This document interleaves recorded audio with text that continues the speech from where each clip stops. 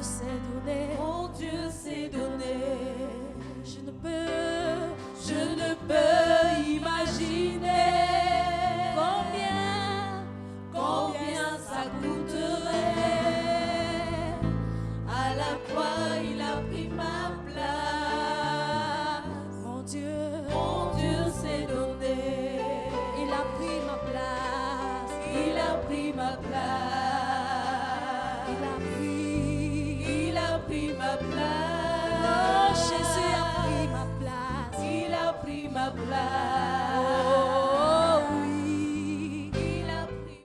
Ce matin, le Dieu qui s'est révélé à moi s'est révélé en tant que Dieu d'amour. Alléluia. Alléluia. Dire à tout le monde, je voudrais le dire, que Jésus m'a aimé. Dire à tout le monde, moi je voudrais le dire, que Jésus m'a aimé. Oh, Jésus m'a aimé, Jésus m'a aimé, Jésus m'a aimé. Oh, Jésus m'a aimé, Jésus m'a aimé, Jésus m'a aimé. Ce matin, je vais vous le dire. Dire à tout le monde, je voudrais le dire, que Jésus m'a aimé. Dire à tout le monde, moi je voudrais le dire, que Jésus m'a aimé. Oh, Jésus m'a aimé, Jésus m'a aimé, Jésus m'a aimé. Oh, Jésus m'a aimé, oh, Jésus m'a aimé, Jésus m'a aimé. Alléluia. J'ai béni le Seigneur pour ce que l'homme de Dieu a dit tout à l'heure, la révélation de Dieu dans nos vies. Parce que ça entre, c'est assez introductif de ce que je voudrais qu'on partage aujourd'hui. Nous savons que notre thème, c'est la vie de nos pères et notre obéissance à Dieu. De ce qu'il a dit, il arrive parfois que même notre révélation, Dieu peut se révéler à nous, mais nous serons bloqués à cause de la vie de nos pères. De la vie de nos pères. Depuis le début de ce mois, bien-aimés, nous sommes conduits par la nécessité d'obéir à des ordres précis reçus de Dieu. Le réma qui nous ouvre les portes pour la prospérité. C'est ce que nous ne faisons que partager depuis le début de ce mois-ci. Il y a un réma, une parole que Dieu te dira, ou bien t'as déjà dit, si tu la suis, c'est le chemin de la prospérité pour ta vie. Alléluia. Alléluia. La dernière fois, on a encore vu un roi, le roi Saül, qui, n'est-ce pas, était très disposé dès le départ. C'est ce que l'homme de Dieu a prêché. Je n'étais pas là, mais j'ai eu l'occasion d'écouter via Internet. Je voulais vous le conseiller aussi. Manquer un culte, nous avons la faveur qu'on peut manquer un culte et on peut se rattraper. On peut manquer un message, mais aller sur Internet et avec 200 francs, le prix du transport pour ici et un peu de ton temps, tu peux te rattraper. Alléluia. Et en même temps, tu profiteras donc pour, vous dites quoi, cliquer, liker et tout le truc. Voilà. Et faire un commentaire. Alléluia. Donc nous avons vu le roi Saül, mais qui peu à peu va se retrouver en train d'abandonner la voie de Dieu, croyant même bien faire. C'est ce que l'homme de Dieu a dit. Croyant même bien faire. Et il y a des facteurs, n'est-ce pas, qui limitent notre obéissance et qui peuvent être d'ordre personnel. Chez lui, il avait des dispositions au départ bien, mais au fur et à mesure, on a vu des choses ressortir en lui, parfois qui venaient aussi de l'influence de l'extérieur. Donc, il y a aussi cette influence extérieure qui peut nous conduire sur un chemin hors de celui de Dieu. Gloire à Jésus. Il existe également une influence parfois imperceptible. Elle est imperceptible et qu'on a tendance à négliger. elle vient souvent de l'influence familiale dans laquelle nous avons été. On l'appelle, je l'ai appelé, la vaine manière de vivre de nos pères. Alléluia. Lisons 1 Pierre 1, versets 17 à 19. 1 Pierre 1, versets 17 à 19.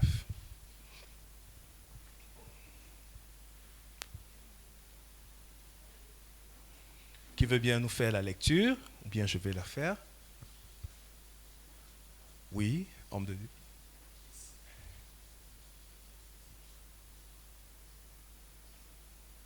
Et si vous invoquez comme Père celui qui juge selon l'œuvre de chacun, sans acception de personne, conduisez-vous avec crainte pendant le temps de votre pèlerinage. Oui. Merci. La suite.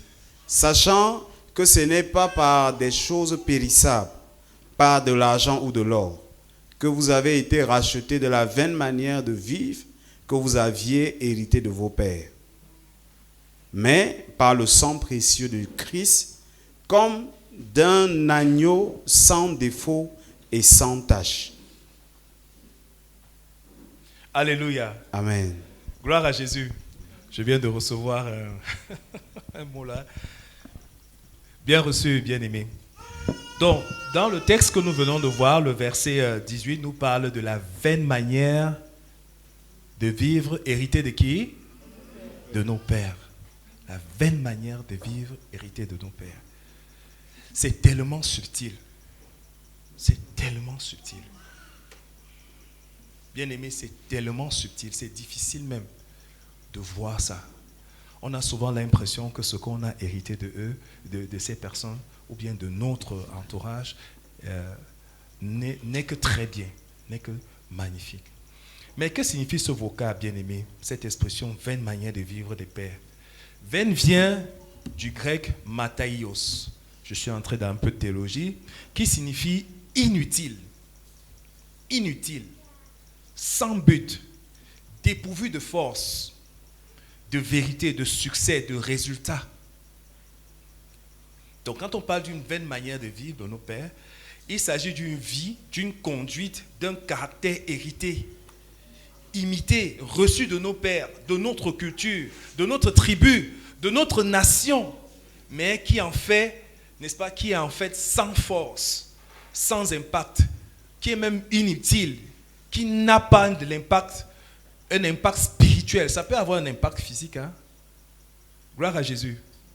Quelque chose dans ta vie qui peut avoir un impact totalement bien. On trouve que tu es gentil, tu es bien. Mais spirituellement, tu as hérité ça de tes parents, mais ça n'a aucun effet. Spirituellement, ça n'a aucun effet. Gloire à Jésus. Il faut préciser qu'ici, le mot père ne fait pas seulement référence à des géniteurs, à tous ceux qui, ou bien à la large famille, ou encore aux ancêtres. Mais il a un sens encore plus large. Il peut constituer, n'est-ce pas, tous ceux qui ont été un cadre familial pour nous, tous ceux qui nous ont influencés. Alléluia. Ça peut être même ta famille professionnelle. Ça peut être ta famille, je ne sais pas, si tu as grandi dans la rue, ça peut être ta famille, les gens avec qui tu as grandi. Ce n'est pas automatiquement ton père ou ta mère, mais c'est ceux qui ont eu une influence extrêmement particulière. Cet amour qu'on appelle l'amour stegen, n'est-ce pas, l'amour familial, qui ont eu à travers de cet amour un impact dans ta vie, une influence.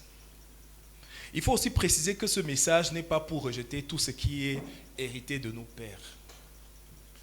Ce serait d'ailleurs absurde. Tout ce qu'on a reçu d'eux n'est pas mauvais ni dangereux. Mais ce que ce message dit, c'est qu'il y a mieux. Alléluia. Il y a mieux. Et cela vient de notre Père céleste. Si vous avez bien lu le texte, vous verrez bien qu'on met en opposition les pères, ce qu'on a hérité des pères. Mais tout au début du texte, vous pouvez prendre la peine de le lire, vous verrez qu'on parle du Père. Alléluia. Il y a une opposition entre le Père céleste et ce qu'on a hérité de nos pères. Gloire à Jésus. Prenons quelques exemples dans la Bible pour comprendre bien ce que je suis en train de dire. Lisons Genèse, le premier exemple, c'est Abraham. Je bénis aussi le Seigneur pour l'homme de Dieu qui a pris cet exemple aussi. Prenons Genèse 11, verset 31 et 12, versets 1 et 4 et 5.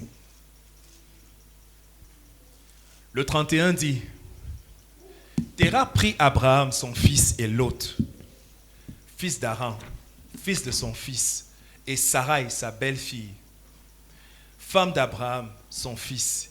Ils sortirent ensemble d'Ur en Chaldée pour aller au pays de Canaan. Ils vinrent jusqu'à Charan et ils y habitèrent. Gloire à Jésus. Maintenant, Genèse 12, verset 1, nous dit ceci. L'Éternel dit à Abraham, va-t'en de ton pays, de ta patrie, de la maison de ton père, dans le pays que je te montrerai. Et au verset 4 et 5, on dit, 4 et 5, je vous en prie.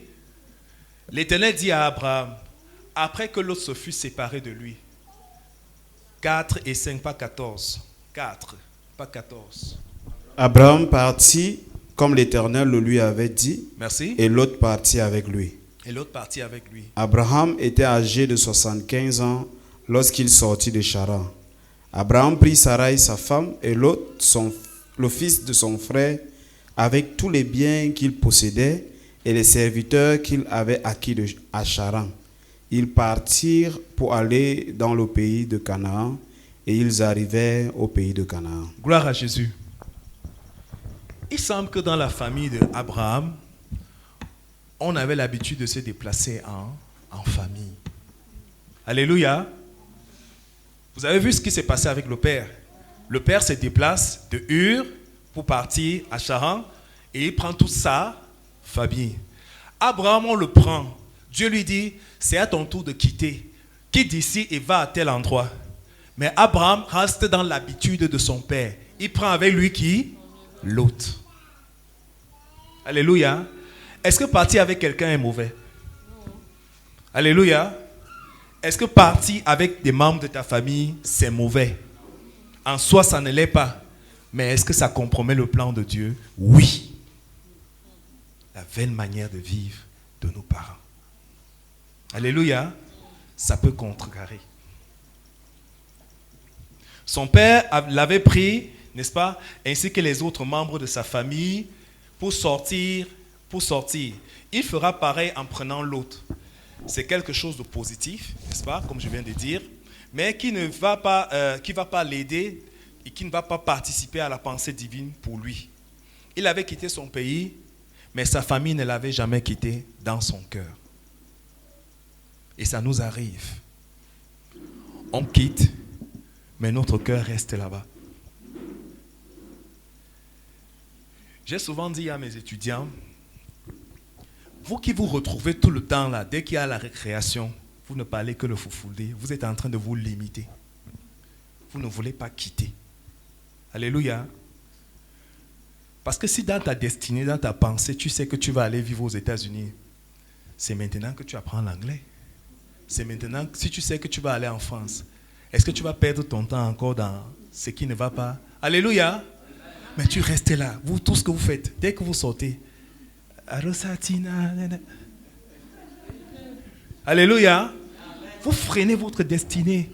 Vous ne voulez jamais vous ouvrir à apprendre quelque chose d'autre. Alléluia. La vaine manière de vivre des parents. Alléluia. Est-ce que vous avez constaté ça dans les écoles? Dès qu'ils finissent récréation, alléluia. Mais vous êtes en train de vous fermer. Vous allez aller où avec ça? Vous connaissez déjà. C'est déjà un acquis. Garde ça de côté et apprends autre chose. Et le jour où on va te dire, tu as une possibilité d'aller aux États-Unis pour jouer la guitare basse. Bon, je te prends, hein? Ou bien le bien-aimé, ou je ne sais pas n'importe qui. Tu as une possibilité, on a vu ton talent, ta capacité. Tu dis, on s'inscrit comment pour apprendre le... Mais tu as eu toute la possibilité, toute ta vie. Mais comme les parents, quand ils se retrouvaient, c'était... Toi aussi, par habitude, dès que tu retrouves les gens, tu ne veux rien apprendre. La vaine manière de vivre de nos parents. Est-ce que c'est mauvais alors de se retrouver et discuter comme ça? Non. Mais il y a mieux. Alléluia. C'est ce que je suis en train de dire. Il y a mieux. Il y a mieux. Gloire à Jésus. La façon dont vous me regardez, je préfère lire mon livre. Gloire à Jésus. C'était mon niveau là-bas. Les choses ont commencé à être plus sérieuses pour Abraham après sa séparation avec Lot. Genèse 13, verset 14. Genèse 13, 14. Je demande la promptitude de, je ne sais pas si c'est la console, je vous demande d'être un peu plus prompt. L'Éternel dit à Abraham, après que Lot se fut séparé de lui, lève les yeux et du lieu où tu es, regarde vers le nord et le midi, vers l'orient et l'occident. Verset 14, verset 15. Car tout le pays que tu vois, je le donnerai à toi et à ta postérité pour toujours. Si on lui avait dit ça quand Lot était là, il allait dire, Lot, viens, on a un pays. On a un... Ce n'était pas ce que Dieu avait dit. Alléluia. L'héritage de nos parents. L'héritage de nos parents. Cela nous arrive encore aujourd'hui. Un attachement à quelqu'un de familier, mais qui fait qu'on n'accède pas à notre dimension, à la dimension à laquelle Dieu nous appelle. Il y a quelqu'un que tu fréquentes, qui a une influence positive peut-être, mais qui n'est pas assez intéressante pour Dieu, qui n'est pas bonne pour Dieu. Tant que tu ne te sépares pas de cette personne, tant que tu n'effaces pas ce contact, ça ne va pas aller. Alléluia, ça ne va pas aller. Quitter est très souvent nécessaire pour éviter de subir l'influence familiale négative. Éviter de subir l'influence, c'est aussi applicable au mariage. Quand nous quittons père et mère, c'est pour bâtir de nouveaux paradigmes. Alléluia. Tu ne quittes pas ton père et ta mère pour t'attacher à ta femme seulement de manière physique, de manière géographique. Non. Tu quittes aussi de manière vestimentaire. Alléluia. Hein? Oui. Tu quittes aussi de manière vestimentaire. Je ne savais pas que je pouvais m'habiller comme ça avant. Alléluia. Mais il n'y a pas meilleur. Alléluia. Gloire à Jésus. Oui. Tu quittes vestimentaire. Tu quittes aussi sur le plan de la nourriture. Alléluia. Culinaire. Tu ne viens pas avec les chenous, chez vous. Alléluia. Je n'ai pas dit de tout laisser, hein, mais je dis que si on n'a pas l'esprit du compromis, l'esprit de l'acceptation, de se dire que ce qui est en face peut être aussi intéressant, on aura des problèmes. Gloire à Jésus.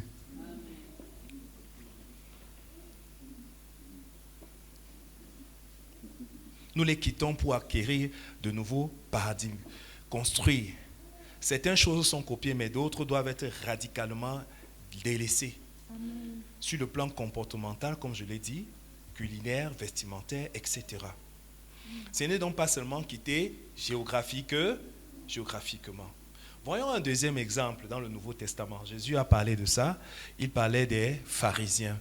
Il parle dans Matthieu 23, il fustige les pharisiens. Dans Matthieu 23, à partir du verset 29 et 30 à 32. Bien sûr, tout ce chapitre parle de la pensée, de ce que Jésus pense des pharisiens. Mais nous allons juste lire Matthieu 23, 29 à 32. S'il te plaît, bien-aimé, tu peux bien nous faire cette lecture. Malheur à vous, scribes et pharisiens hypocrites, parce que vous bâtissez les tombeaux des prophètes et ornez les sépulcres des justes. Et que vous dites, si nous avions vécu du temps de nos pères, nous ne nous serions pas joints à eux pour répandre le sang des prophètes. Vous témoignez ainsi contre vous-même que vous êtes les fils de ceux qui ont tué les prophètes. Gloire à Jésus. Amen. Ton père tue quelqu'un. Hein? Ta famille tue quelqu'un et tu viens tous les jours entretenir le tombeau de la personne. C'est ça que Jésus est en train de fustiger. Mais quand on parle de meurtre, tu dis, je ne connais pas le meurtre. Mais tu es tout le temps en train de nettoyer la tombe de ceux qu'on a tués. Les pharisiens n'étaient même pas, peut-être pas conscients qu'ils ils avaient une semence meurtrière en eux. Pourtant, c'est quel comportement ça? Ton père tue quelqu'un et toi tu viens entretenir la tombe tout le temps. Ils n'étaient peut-être pas conscients, mais leur famille spirituelle était de racines meurtrières. C'est ce que Jésus dit. Alléluia. Là, ce n'est pas une famille physique, mais c'est une famille spirituelle. Faisons attention, hein, même sur le plan spirituel. Faisons attention, même des milieux que nous fréquentons. Alléluia. Je parle du plan spirituel. Alléluia. Oui, tu peux fréquenter quelqu'un qui te dit être un bon frère, mais qui traîne quelque chose, hein, que tu commences à cautionner. Et donc tu vas payer le prix sans même parfois t'en rendre compte. Gloire à Jésus. Faisons attention. La vaine manière de vivre de nos parents. Ils ont fini par combler, parce que le Seigneur a dit combler. Qu'est-ce qu'il a dit? Verset 32. Comblez dans la mesure de vos pères. Ils ont comblé la mesure de leur père. Ils ont tué Jésus. Ils l'ont assassiné. Alléluia. Ils ont comploté. Ils ont participé à son assassinat. Donc au départ, même étant inconscient, c'est ce que je suppose, hein? Même inconsciemment, ils avaient la semence en eux. Ils avaient la semence en eux. Et ça a dû se manifester. Leur père avait tué et ils ont fini par tuer eux-mêmes. La vaine manière de vivre de nos parents, de nos pères. Bien-aimés, beaucoup venant de nos comportements reflètent justement la vaine manière de vivre de nos parents. Un jour, le pasteur ici, le pasteur Bacalao, l'a dit. Tu vois quelqu'un qui a construit une boutique, qui a fait une boutique, et toute sa vie, ce n'est qu'une seule boutique. Hein? Mais vous pensez que l'enfant va faire quoi? Il va créer sa boutique et une seule boutique. Une vaine manière de vivre. Donc ça peut être même positif. Quand je parle de vaine manière de vivre, je ne parle pas des choses négatives. Laissons ça de côté, c'est évident qu'il faut mettre ça de côté. Je parle des choses que tu peux apprécier, mais qui ne sont pas du standard de Dieu. Alléluia. Amen. Ça peut être même très bien, mais ce n'est pas le standard de Dieu. Ça peut être que tu es doux, mais ce n'est pas intéressant pour le milieu dans lequel tu es. Dieu veut que tu frappes fort. Et tu es là. J'ai toujours été comme ça. Ma famille, on est très doux. Ce n'est pas bon pour toi. Alléluia. La vaine manière de vivre. Les pères. Travailler dur, sans aucune vision. Nos parents, c'était ça, n'est-ce pas? Hein? Ils travaillaient dur, sans aucune vision. Beaucoup de nos parents ont travaillé et n'ont même pas eu le temps de se réjouir tellement ils travaillaient pour nous. C'est vrai? Est-ce que c'est la pensée de Dieu pour nous?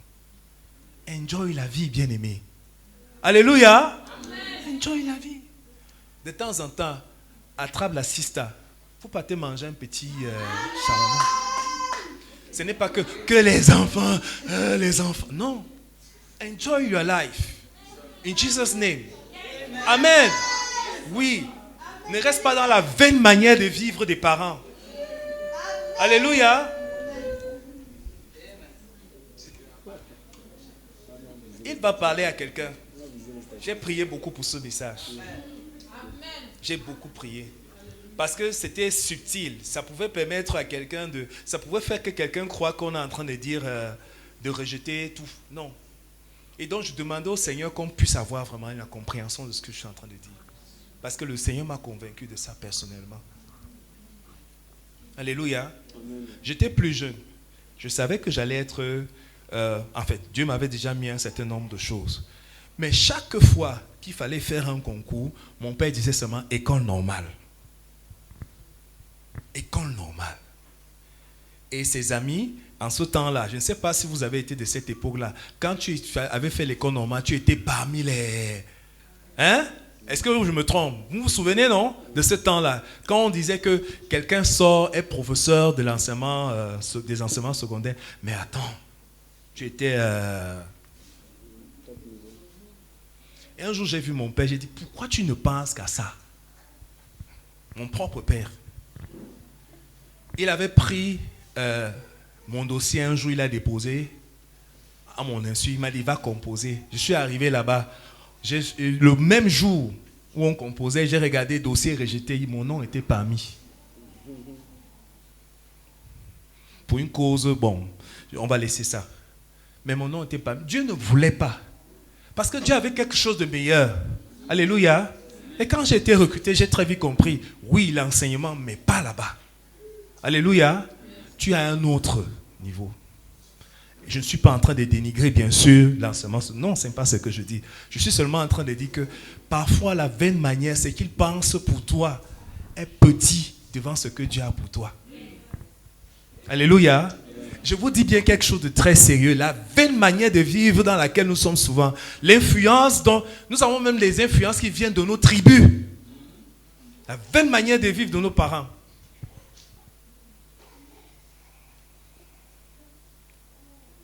Vivre dans trop de tabous. Une famille, on ne peut même pas parler. L'enfant est déjà dans l'adolescence, on ne peut pas le conseiller. Parce que chez nous, on ne parle pas de ça. Et tu gardes ça. Chrétien que tu es, dans ce monde-ci, où si l'enfant va seulement, il fait 2 pas là, on le kidnappe pour aller faire n'importe quoi. Et tu continues à rester chez nous, on fait comme ça. Alléluia. Vaine manière de vivre. Ou bien encore une famille où on parle de tout et de rien, n'importe comment. On ne retient pas sa langue. Non, chez nous, on est toujours jovial, on parle toujours. Mais est-ce que c'est pour toi ça? Est-ce que Dieu va te mettre maintenant dans le ministère pastoral et être tranquille avec toi? Toi qui bavardes trop. Non, chez nous, on est très jovial. Oui, c'est bien. Mais le chez vous, là, tu as besoin de renoncer à ça. Alléluia. La vaine manière de vivre de nos parents. Beaucoup de réserves. J'ai pris tellement d'exemples. Dans une famille, il y a trop de réserves. Et tu penses que c'est bien. Mais Dieu te met dans la situation où ta réserve ne sert absolument à rien. Non, chez nous, on est cool. Ça ne sert à rien. Ça ne sert absolument à rien. Tout ceci peut ne pas correspondre à la réalité dans laquelle Dieu t'a appelé. Et donc constituer un frein à l'obéissance de Dieu et à ton épanouissement. Alléluia. Alléluia. Il y a un comme ça là, on l'a appelé. Et puis Dieu a été obligé de lui dire, va même renverser le Dieu de ton père. Ça s'arrête avec toi. Ça s'arrête avec, tu dois renverser le Dieu de ton père. Le Dieu de tes pères, tu dois renverser. Et ce n'est pas seulement les autels et tout le reste. C'est peut-être un Dieu comportemental. Alléluia. Bien aimé, notre culture peut être un gros problème pour nous. Tu sors de quelque part avec de bonnes valeurs. Et cela est bien. Mais c'est souvent très restrictif. Parfois nous disons c'est chez nous c'est comme ceci et c'est très restrictif. Nous utilisons ces thèmes-là parfois pour exclure, n'est-ce pas? Je me suis parfois demandé, est-ce que tu es chrétien de ta tribu ou bien tu es un participant de ta tribu mais chrétien? Vous êtes d'accord avec ça? Et beaucoup d'entre nous, nous sommes d'abord de notre tribu avant d'être chrétiens. Nous sommes tellement comme ça. Bien aimé, il est 1000 fois meilleur d'être chrétien bamiléké. Alléluia. Parce que lorsque le Seigneur nous sort, même si tu es né dans la rue, prenons le cas là, tu es né dans la rue, on t'a jeté, on t'a mis quelque part, tu n'as pas de tribu, ça ne tient plus. Par contre, ce qui va demeurer, c'est que tu es chrétien. Le Seigneur a dit que nous sommes une race élue. Nous sommes une nouvelle tribu. Et renoncer à ça est très important. Je n'ai pas dit, et c'est ça le problème, peut-être de mon bien-aimé, je n'ai pas dit de renoncer à sa culture. Il y a le Christ parfois dans la culture.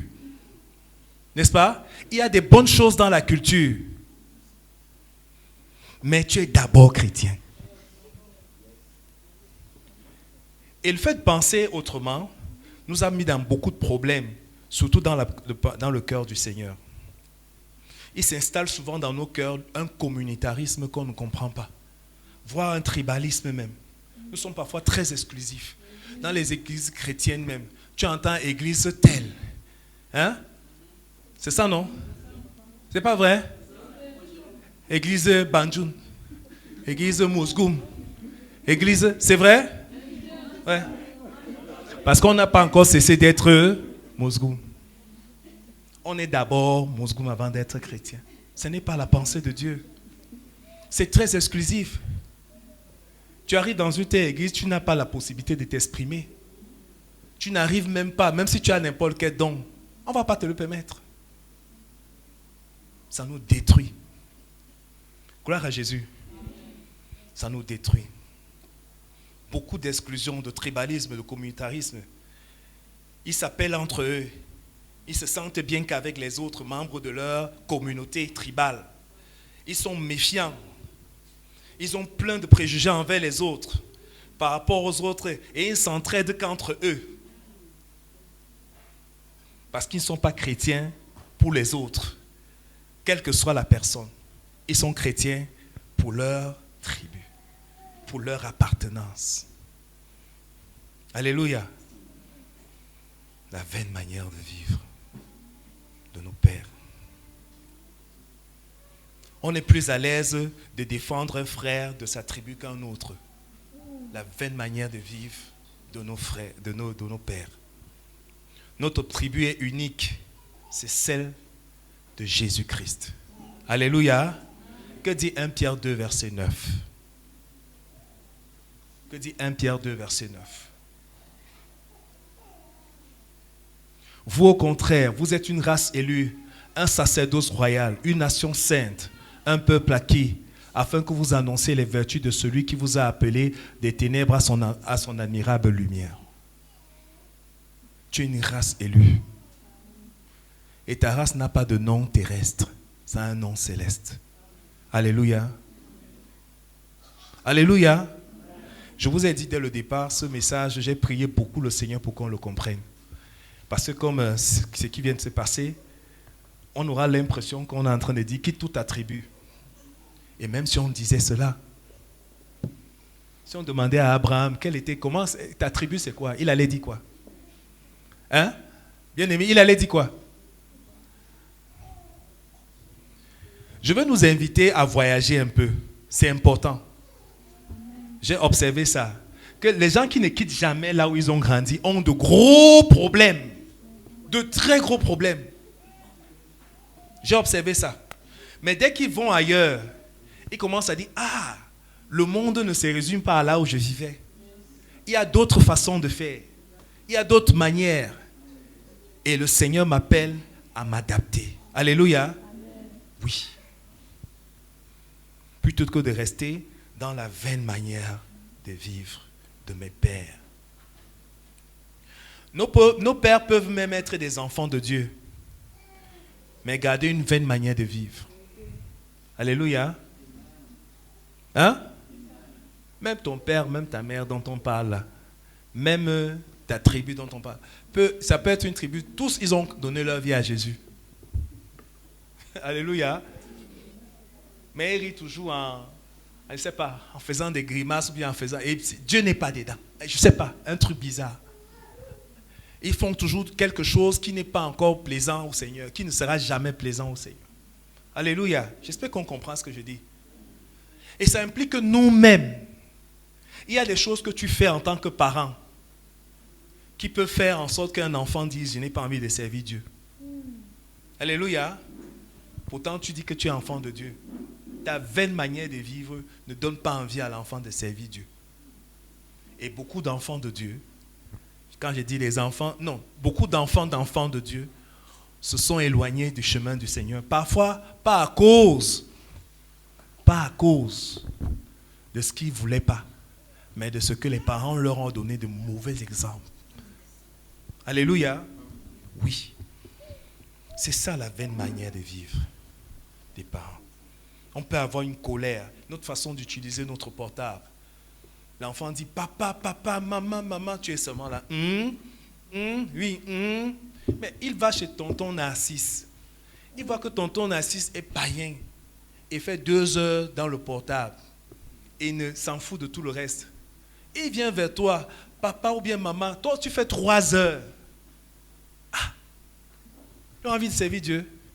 Mieux tonton Narcisse qui a au moins c'est 1 heure pour moi. Alléluia. Et qui sait ce que tonton Narcisse est?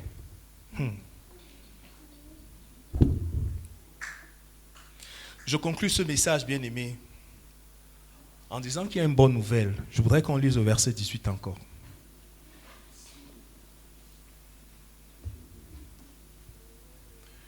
Le verset 18, et dans une autre version, on dit, dans le verset 18, dit, sachant que, dans d'autres versions, les versions dynamiques, on dit, vous le savez. Alléluia. Vous le savez. Ce n'est pas une chose, une délivrance, ou qu'on va encore aller chercher quelque part. Vous êtes déjà délivrés. Alléluia. Alléluia. Sachez-le. Ce n'est pas par des choses périssables, pas de l'or ou de l'argent, que vous avez été rachetés. Tu es déjà racheté de cette vaine manière de vivre. Alléluia. C'est ça la bonne nouvelle. Mais entre le fait que Christ a acquis quelque chose et le fait que tu le manifestes, fais attention. Si tu ne discernes pas le besoin de transformer ta vie et d'être libre de ce que ta tribu, ta nation, tes parents même directs ont influencé dans ta vie, tu auras du mal. Alléluia. Je reprécise en terminant mon message. Il ne s'agit pas absolument toujours des choses seulement négatives, mais des choses limitatives. Ça peut être très bien, mais ce n'est pas bon pour toi. Ça ne te permet pas d'obéir à la voix de Dieu. Il y en a un qui a dit ça. Ah, je suis timide, je ne peux pas parler, mes parents m'ont toujours, je suis... Attends. Alléluia. Moi aussi j'étais timide. Si vous le dites, vous n'allez pas croire. J'étais timide. J'étais super timide. Vous ne croyez pas? J'étais timide, je vous dis. Bien timide même. Mais j'ai commencé mon ministère avec les enfants. Et un jour, on m'a jeté à l'eau. Tonton Thierry, c'est à toi. J'ai balbutié ce jour-là. Vous savez que Jésus, mais quelle belle leçon. La semaine qui venait, j'étais affranchi, j'avais envie de parler. Et j'ai dit, mettez-moi. Et j'ai commencé à parler. Alléluia. Il ne faut pas croire que ces choses-là, ce n'est pas possible. Ce n'est pas bon de dire, c'est comme ça que je suis. Tu n'es pas comme ça. Tu es Jésus-Christ. Tel il est, tel nous sommes. Alléluia. À moins que ce soit juste un slogan creux pour nous. Alléluia. Ce qu'il a fait, je peux le faire. Et nous tendons vers ça. Nous confessons ces choses. Nous aimons son caractère. Nous ne voulons pas seulement copier ce qu'il fait. Nous voulons être ce qu'il était. Alléluia. C'est ça la différence. Nous avons toujours dit qu'aurait fait Jésus à ma place. Oui, qu'est-ce qu'il aurait fait à ta place. Mais qu'est-ce que toi tu dois faire en tant que Christ, représentant de Christ toi-même? C'est ça l'identification à Christ. Ce n'est pas l'imitation. Ce n'est pas seulement imiter Dieu. C'est être Dieu. Alléluia. Gloire à Jésus. Il nous faut par la foi et au travers de nos déclarations, nos prières et confessions entrer dans cette victoire. Mais tant qu'on s'y plaît, qu'on n'identifie pas ces choses en nous, cela ne changera rien. Gloire à Jésus.